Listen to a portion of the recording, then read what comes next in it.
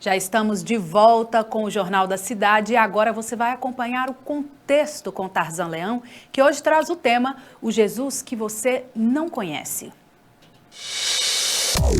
Contexto. Oferecimento. Café Catu, o café do seu dia a dia. Mas, afinal, o que é que a gente está mesmo celebrando? Do que é mesmo que a gente se lembra nesse período? Pouca gente sabe, mas esse período natalino, ele deve ser voltado exclusivamente para a figura central que dá sentido a esse 25 de dezembro, que é Jesus de Nazaré, um rapaz que teve uma importância enorme para a história da humanidade. Talvez você saiba muito pouco a respeito de Jesus, talvez você não tenha lido os evangelhos com a atenção necessária que você precisava ler para de fato ter um encontro, primeiro encontro de conhecimento com Jesus Cristo e depois um encontro pessoal com Ele. Bom, Jesus Cristo é o cumprimento de uma antiga promessa que acontece lá no Antigo Testamento.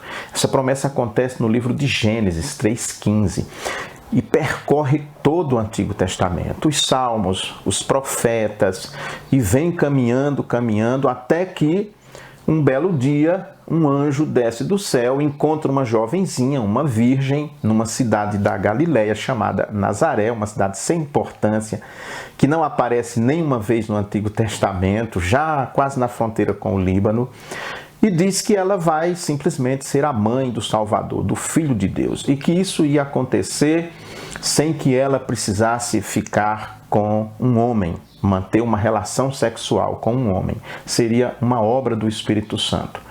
Ela fica assustada, claro, mas como uma boa judia, ela diz, bom, eu estou aqui para servir a Deus, então faça-se em mim segundo a sua vontade.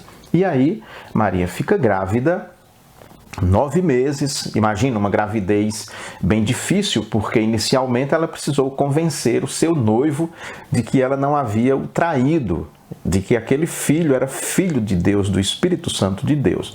Claro, um anjo vai dar uma ajudinha avisando a José, fica calmo, não repudia não, porque a menina é gente boa, ela é séria, é crente, é uma judia crente mesmo, e é obra do Espírito Santo que há na vida dela. Assuma a menina, cuida desse menino, porque ele vai libertar Israel.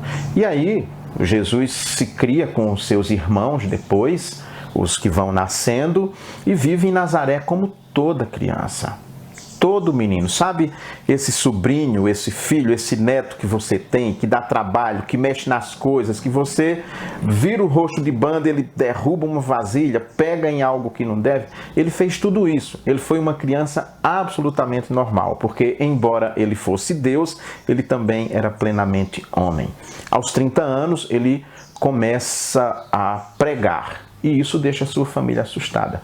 Tanto que seus irmãos pensam que ele está tantã, que ele está doido. Esse cara está doido. Como é que a gente viveu com ele aqui dentro de casa e de uma hora para outra ele fica pregando, parecendo um profeta do Antigo Testamento, parecendo Moisés, parecendo Isaías, e ainda dizem que ele faz milagres. Esse cara está doido. Então a própria família teve dificuldade inicialmente.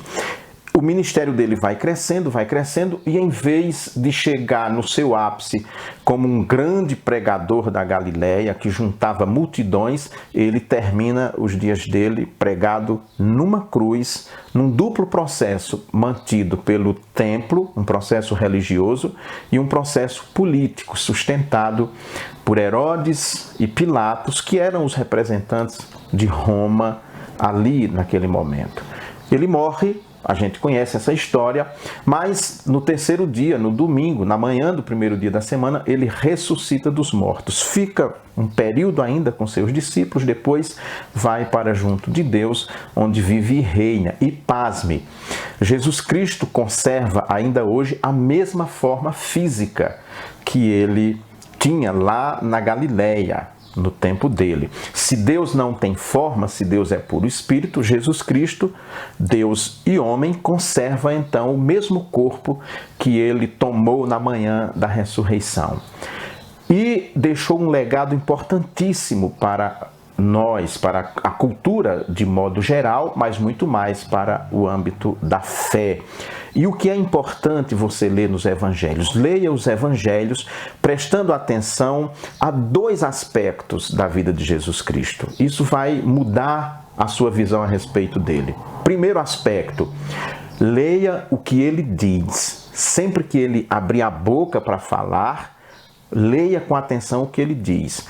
Do lado de quem ele fica, o que ele fala, como ele fala. Preste atenção ao que Jesus Cristo diz. Segundo, aliás, eu vou falar de 3 pontos. Segundo, com quem ele andava, ou seja, quais foram as pessoas que ele escolheu para serem seus companheiros de caminhada. Esse é o primeiro ponto. Preste atenção nisso, as pessoas que ele escolheu para ser companheiras dele. E o terceiro ponto, qual era a relação que ele tinha, por exemplo, com o poder?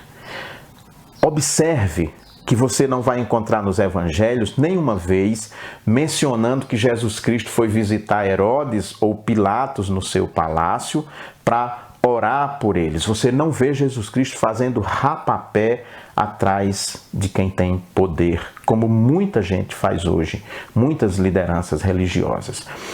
Com quem ele andava, com quem ele estava e qual a visão que ele tinha de quem estava no poder. Sabia que ele tinha uma visão? Ele tinha, e ele fala a respeito disso. Leia os evangelhos nessa perspectiva. Se você estiver enfadado de ler todos os evangelhos, nesse caso, leia o evangelho de Lucas, porque ele vai falar da infância de Jesus, da anunciação, vai cobrir um período extenso da vida dele que você só vai encontrar no Evangelho de Lucas. E, depois de ler, deixe que Jesus Cristo renasça no seu coração nesse Natal, para que o Natal não seja somente um período de autoconsumo, mas que seja, sobretudo, um período de renovação espiritual. Que assim seja para todos nós e que a paz de Jesus Cristo reine em nossos corações. Contexto com Tarzan Leão, toda sexta-feira. Oferecimento Café Catu, o café do seu dia a dia. O cafezão.